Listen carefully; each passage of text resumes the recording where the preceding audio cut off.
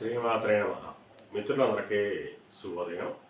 ఈరోజు శ్రీ క్రోధనామ సంవత్సర పాల్గొన శుద్ధ తదియ ఆదివారం. ఈరోజు ఉత్తరాభాద్ర నక్షత్రం మధ్యాహ్నం 12:27 వరకు ఉంది. తదుపరి రేవతి. ఈరోజు మార్చి 2, 2025 తేదీ ఆదివారం. ఈరోజు దుర్ముహూర్తం సాయంత్రం 4:31 5:18 వరకు ఉంది. వజ్యం రాత్రి 11:32 1:01 వరకు కూడా వజ్యం ఇవ్వడం జరిగింది. ఈరోజు పంచాంగరీత్యా ఈ రకమైనటువంటి ఫలితాలు గోచరిస్తున్నాయి. అలాగే ఈరోజు నక్షత్రాలు అయినటువంటి ఉత్తరాభాద్ర, రేవతి నక్షత్రాలు ఎవరికి తారావాలనుకుంటున్నామని పరిశీలించినట్లయితే అశ్విని, మక, మూల ఈ నక్షత్రంలో జన్మించినటువంటి మన మిత్రులందరికీ కూడా ఈరోజు నక్షత్రాలు అయినటువంటి ఉత్తరాభాద్ర, రేవతి నక్షత్రాలు అనుకూలంగా ఉంటాయి. అందువలన ఇప్పుడు చెప్పుకున్నటువంటి నక్షత్ర జాతకులందరికీ ఈరోజు శుభకరంగా ఉండే అవకాశం ఉంది.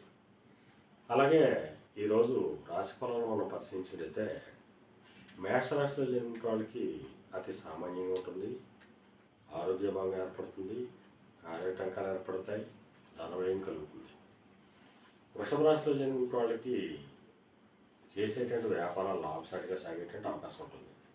మిథున రాశిలో జన్మించిన వాళ్ళకి ఉద్యోగ అవకాశాలు పెరుగుతాయి. కర్కాటక రాశిలో జన్మించిన వాళ్ళకి పితృరాజధానికి సంబంధించి శుభవార్తలు వింటారు.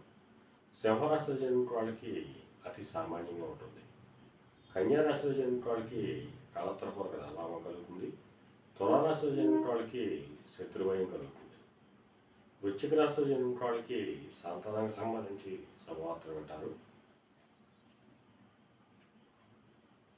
ధనురాశిలో జన్మించిన వాళ్ళకి ఆకస్మిక ప్రయాణాలు చేయవలసిన అవసరం ఉంటుంది. మకర రాశిలో జన్మించిన వాళ్ళకి పరాక్రమంతో ఆదాయ వనరులు ఏర్పడతాయి. వీరు తలపెట్టినటువంటి ఏ కార్యక్రమమైనా కానీ విజయవంతంగా పూర్తయ్యే అవకాశం ఉంటుంది.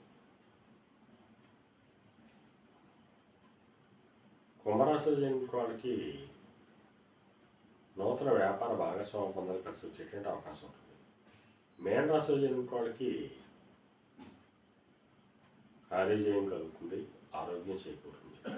ఈరోజు ద్వాదశ దశక ఫలితాలు ఈ రకంగా తెలియడం జరిగింది.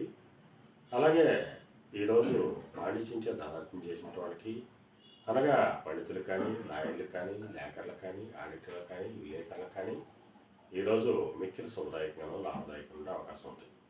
ఈరోజు పంచాంగరీత్యా ఈ రకమైనటువంటి ఫలితాలు వచ్చేస్తున్నాయి. అలాగే ఈరోజు ఆదివారం. అందువల్ల ఆ సూర్య భగవాను ఆరాధించిన, స్వామిని అభిషేకించిన సర్వశుభాలు కలుగుతాయని చెప్పి శాస్త్రీత్యా తెలియజేయడం జరుగుతుంది.